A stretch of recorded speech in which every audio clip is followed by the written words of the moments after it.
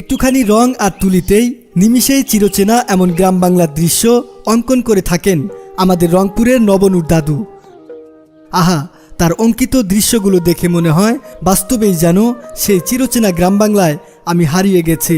তার হাতে কতই না জাদু রয়েছে। আমরা তো শিল্পী এই নামটি শুনেছি, কিন্তু প্রকৃত অর্থে শিল্পী কাকে বলা হয় আজকে আপনারা সেটা চিনবেন। তো আমি আছি আজকে রংপুর শহরে। রংপুর শহরের এই তো দেখুন নবনূর আর্ট, এই আর্ট সেন্টারে যে নবনূর দাদুকে দেখতে পাচ্ছেন। আসসালামু আলাইকুম। ওয়ালাইকুম আসসালাম। হ্যাঁ দাদু, ভালো আছেন? জি আছি। তো আপনারা জানেন আমি কিন্তু গ্রামকে অনেক ভালোবাসি। আমার চ্যানেলে বেশিরভাগ গ্রাম বাংলার ভিডিওই দেখে থাকেন। আর এই নবনূর দাদু হচ্ছে এই গ্রাম বাংলার আবহমান যে দৃশ্যগুলো আছে এগুলো তিনি মানে অঙ্কন করে থাকেন। দেখুন কি সুন্দর দৃশ্য, একদম গ্রাম বাংলার এই যেটাতে দেখুন গ্রাম বাংলার মেঠো পথ, কত সুন্দর টিনের বাড়ি। একদম এই দৃশ্যগুলো দেখলে মনে হচ্ছে একদম বাস্তব আমি এই গ্রামের ভিতরে ঢুকে গেছি। দেখুন, আচ্ছা এই যে আপনি এই গ্রামের দৃশ্যগুলো যে আর্ট করেন, এগুলো তো আপনি ছোটবেলা থেকে আর্ট করেন, তাই না? জি, আমি একদম ছোট থেকে আর্ট করতাম। ছোট থেকেই? আচ্ছা, ক্লাস 1 থেকে আর কি বলা যায়। ক্লাস 1 থেকে? ক্লাস 1 থেকে। আপনার কোনো একাডেমিক শিক্ষা নেই না? একাডেমিক শিক্ষা বলতে আমার ভিতরে নাই। আমি কোনো একাডেমিকে ছিলাম না, যেহেতু সত্য কথা যেটা। এই আর্ট শেখার জন্য কোনো মানুষের কাছে যাননি? কারো কাছে যায়নি। এরকম ইতিহাস মানে একটু কমই পাওয়া যায় যে না শিখে। তা আমি আমার আমার প্রস্তাব ছিল, তবে একটা ক্ষেত্রে ছিল, সেটা হচ্ছে সাইনবোর্ড ব্যানার লিখতাম। ছোটবেলায় শখের বসে রং তুলিতে সময় পার করলেও জীবন জীবিকার তাগিদে তা হয়ে ওঠে একমাত্র অবলম্বন। 60 বছরের এই দীর্ঘ সময়ে ক্যানভাসে ফুটিয়ে তুলেছেন অজস্র ছবি। এসব ছবির জন্য তার প্রাপ্তিও অনেক। বিভিন্ন সময় বিভিন্ন প্রতিষ্ঠান সংস্থা থেকে পেয়েছেন সংবর্ধনা। এটা আপনার এই দৃশ্যটা একটা মানে পুরোনো পার্ক, পুরনো দিঘির পার। দিঘির পার্ক। আচ্ছা, এটা এটা পুরোনো, কি আপনার অর্ডারকৃত? এটা অর্ডারকৃত। এটা ঢাকার এক ব্যক্তির। এটা বাস্তবে আর কি তাদের ছিল এরকম একটা, ওইটা অনুকরণ করে করছি। সাদা মনের মানুষ এই নবনূর দাদু মনের মাধুরী মিশিয়ে রং তুলিতে আঁকে তার প্রতিটি ছবি, যা মন কাড়ে সকলের।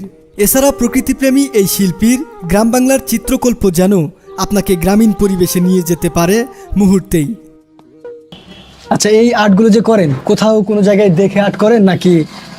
না, আমি দেখি আর্ট করার তো সুযোগ নাই আমার। মানে তাহলে তো আমি তো পল্লী নিয়ে আর্ট করি। আমি তো বাস করি শহরে।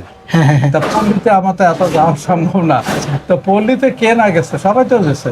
তা আমার চোখের মাপটা আমার একটু মানে আমার ওস্তাদ আমার চোখের মাপটা খুব ভালো। আমি একবার যেটা দেখি সেটাকে মনে রেখে দিই।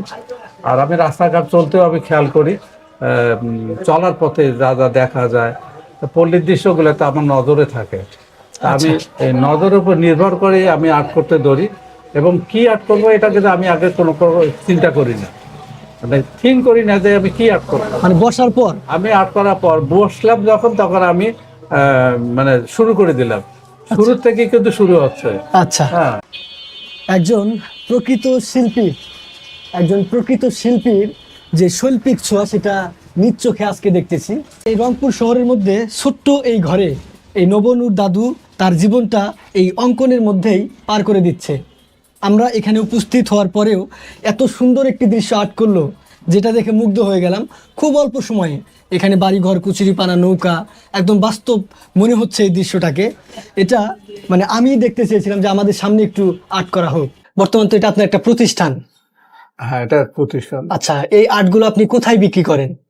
বাংলাদেশের বিভিন্ন জায়গা থেকে। আমার যে ফেসবুকে যে আমার আর্টগুলো দেখে নবনূর আর্ট নামে, এগুলো দেখে আমার কাছে স্যাম্পল হয়তো পাঠিয়ে দিলে আমার আর্টগুলো, অথবা এমনি কাল্পনিকভাবে করার জন্যই পাঠিয়ে দেয়।